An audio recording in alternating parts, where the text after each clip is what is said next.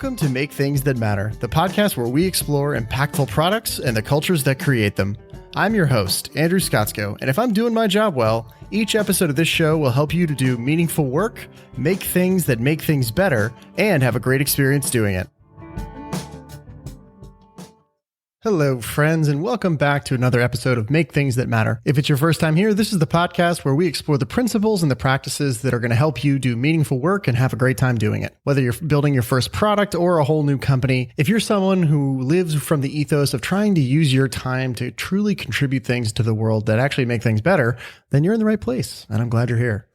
Now, this is another experimental episode. You may notice, if you're a longtime listener, that I'm testing out a few different kinds of episode formats, in addition to our standard fare of long-form interviews. Now, today, I wanted to bring you a new idea, a book review. Now, even before I started doing this podcast, I read a lot, and I get asked about books all the time. So I thought it might be fun to review some of my favorite books that really have influenced my thinking on all things related to making things that matter in the world. And I thought there is no better place to start than with one of my absolute all-time favorites, which is The Infinite Game by Simon Sinek. So a little bit about Simon Sinek. If you don't know who he is, A, what rock have you been living under? Because you're really good at vacations and I need to learn from you. Simon Sinek is one of the most prolific leadership authors of the last, I would say, decade. And The Infinite Game is his third book after Start With Why, which was sort of the mega bestseller that put him on the map, and then Leaders Eat Last. Now, those are about first starting with your own sense of purpose and why and motivation, and then how do you build trusting teams and amazing groups of people to go fulfill on that purpose in the world.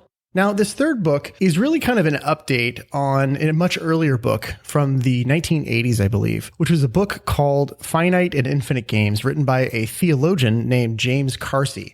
If I were to tell you why it's probably worth listening to or what the hook would be, it would be that each of us is playing a different game than we realize we're playing. If you're someone who's ever felt like, I don't know, there's something wrong with the way we're doing this in the world. There's something wrong with the way we're doing business, for example. You're probably an idealist like me. And one of the things that I love about this book is it's kind of, in a sense, a very practical manual for, frankly, how to survive as an idealist in the world. So the idea of the infinite game is that, frankly, we're all playing a different game than we think we're playing. Now, what does that even mean? So in going back to that book from James Carsey, there's two types of games in game theory. There's finite games and infinite games. A finite game is a game that's got known players, fixed rules, and an agreed upon objective. So basketball. Basketball is a finite game, right? We know how the game is played. We agree on the rules. Whoever has the most points at the end wins, etc. Now, an infinite game, on the other hand, is totally different. In an infinite game, there's known and unknown players.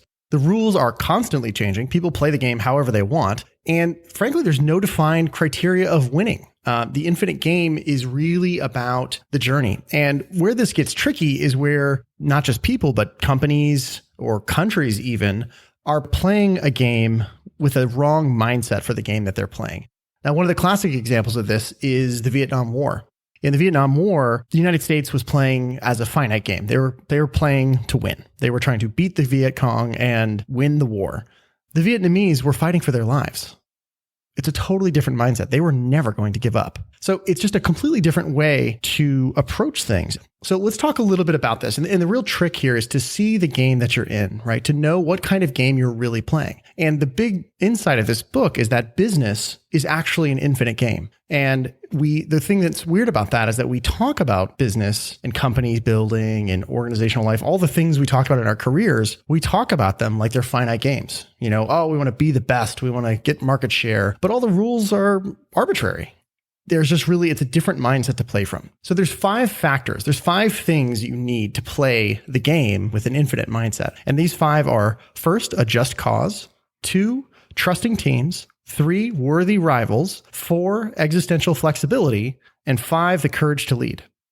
Now, I want to emphasize, this is not like a step-by-step recipe, like, I'm going to do number 1 and then I'm going to do number 2. But these are really like the 5 pillars that you're going to constantly need to be tending to in order to play the infinite game. In this review, I'm going to zoom in on the just cause, worthy rivals, and existential flexibility. If you want to go deeper, I highly recommend the full book. But for this one, I'm just going to focus on those 3 because I think they're also the least well understood. One of the things I want to clarify before getting into it is one of the common questions that comes up about this idea is, wait a minute, what about all my goals? What about those finite games like my quarterly numbers or my goals for the year? What about those? Do I get rid of them? What do I do with them? And the answer is that you're still going to have those. But the difference is that now all those finite games are wrapped inside a much bigger context. The infinite game, that infinite mindset becomes the context that sort of is the umbrella making sense of everything underneath it. So you're still going to have finite games and goals and things like that, and that's fine. But it's a very different way. The experience of doing that is very different when it's wrapped inside of what I'm going to call an infinite container. A great example, by the way, of an infinite game is a relationship. There's no winning at relationship, right? There's no winning at marriage. There's no winning at friendship. The goal is to keep the game going and to have it be better and better over time. You want a relationship, a marriage, a friendship, whatever, that gets better and better over time. There's no winning. Now, certainly there's going to be times where you're doing better than other times. You know, that relationship is healthier and going in the direction you want it to be going. That may shift over time, but you can't win it. There's no winning that. So that's just one example that we can all relate to, I think, of a infinite game in our lives. All right, now let's get into the first one of these pillars, a just cause. Now, quoting from the book, a just cause is a specific vision of a future state that does not yet exist. It's a future state so appealing that people are willing to make sacrifices in order to help advance toward that vision. The big thing here is to realize this is a direction, not a destination. That is the key thing to understand about a just cause. For all practical purposes, a true just cause is so big that you will never reach it in your lifetime, yet it is worth it. It is still so compelling to you that it's worth it. Let me give you an example of that. The United States of America. One of the key pieces of language is a more perfect union. Now, by definition, that cannot be reached because it can always be more perfect, right? We can always be going further in that direction. Nonetheless, that is a cause that many people find very, very compelling and are willing to dedicate their time and energy toward advancing. Now, for something to be a just cause, there's sort of a 5-part checklist here. First one, a just cause needs to be for something, not against something. So it's an affirmative and optimistic statement. Number 2, it's inclusive, meaning it is open to any and all who would like to contribute to that cause. It's not just for some people, but no, not for those other people over there. Number 3, a just cause needs to be service-oriented, as in it is primarily for the benefit of others. Yes, each of us who contribute to a just cause, we may personally benefit in some way, but that's not the point. Number 4, the just cause needs to be big enough to be able to endure political, technological, and cultural change. Because if it really is a just cause, that vision of a world, of a future state of the world, lots of things are going to change between here and there, and it needs to be able to go through those changes. And finally, it needs to be idealistic. It needs to be big. It needs to be bold, and ultimately actually unachievable. Now, a couple questions that come up about this all the time are, okay, how big does this have to be? Does it have to, do I have to change the entire world? Because damn, that feels, super overwhelming. The answer is no. You don't have to change the entire world, but change your world. Make your world better. Make your part of the world better. The scope of a just cause is really up to you. You can have, and on that note, you can have multiple just causes. You can have a just cause for your family. You can have one for your career. You could have one for your spiritual home, like your church. You can have one for your friend group. You can have and participate in multiple just causes. Now this, by the way, going back to some of Sinek's earlier work, this is different than the idea of the why. When you think about the why, each of us has, according to his assertion, each of us has one and only one why that we're always going to have. But we can participate in many just causes in every area of our life. And frankly, we probably should. It'll lead to, I assert, that would lead to much higher levels of fulfillment and satisfaction. I highly encourage you to try that on for yourself. Now, one other question that comes up around the just cause is, wait a minute, so do I have to come up with a just cause? Like, do I need to be that huge visionary person that has this vision of changing the entire world? No, we're not all Steve Jobs or Martin Luther King or, pick your luminary here. We don't need to be that person. But what we do need to do is to find a cause. We need to find a cause and we need to make it our own. That is what so many people have done that have made incredible contributions to the world. I don't know who started civil rights in the global sense of that entire movement. I'm not talking about in, 60, 70 years ago in America. I'm saying ever. I have no idea. And lots of people have latched onto that movement. Certainly we've seen that in the last year with the racial upheaval in America that started in 2020 after the murder of George Floyd. The point is that cause wasn't invented last year, but lots and lots of people have latched onto it because they realize how much it means to them and they want to contribute to it. Civil rights is an excellent example of a just cause. So now let's talk about the second pillar that I want to cover today, which is worthy rivals. So a worthy rival is I want to be clear, this is not an enemy. This, in fact, can be a good friend of yours. And most importantly, you can choose your worthy rivals. Now, a worthy rival is, it might be another person, it might be another company, it might be another team within your company. But the point is that it's a rival that is in the same infinite game as you, but you need to respect them. The worthy rival, they make you better. And they make you better by pushing you to be better, often by revealing your own weaknesses. Apple and Macintosh, classic case of worthy rivals. One of the things that Simon Sinek talks about in the book is that he talks about Adam Grant as who's a fantastic author as well, as one of his worthy rivals. And he talks about how for years he had a lot of envy and jealousy about Adam Grant, and he felt really insecure about him. And they realized one day at a conference that they felt that way about each other. And they realized that they were worthy rivals. Each of their work pushed the other person to do better work. And they ultimately became really good friends. And now they collaborate sometimes. And that's a beautiful example of how you can develop worthy rivals. The most important thing to realize about worthy rivals is that it's your choice. We get to choose our worthy rivals. So consider wisely, who is it we choose to compare ourselves to? Don't let it be a default choice. Make it an intentional one, because those comparisons will shape how we do what we do. Okay, let's move on to the third big pillar I want to talk about today, which is existential flexibility, or in this case, the capacity for it. The idea here is that as you're pursuing your just cause, as you're pursuing that vision, you need to be willing as an individual, as a leader, as an organization, to completely jettison your entire strategy.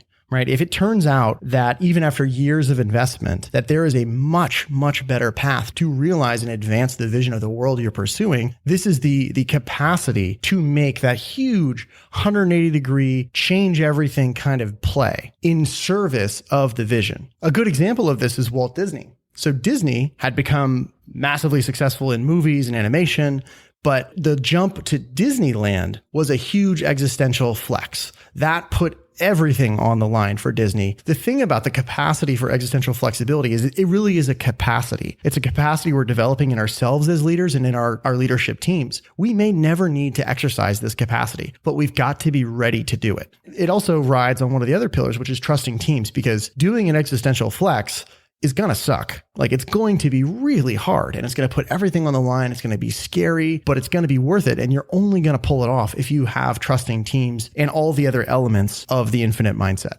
Okay, so those are three of the big pillars of the infinite mindset. I want to put this all together into a metaphor that helps me make sense of it and kind of keep it all in my head. And that for me is a road trip.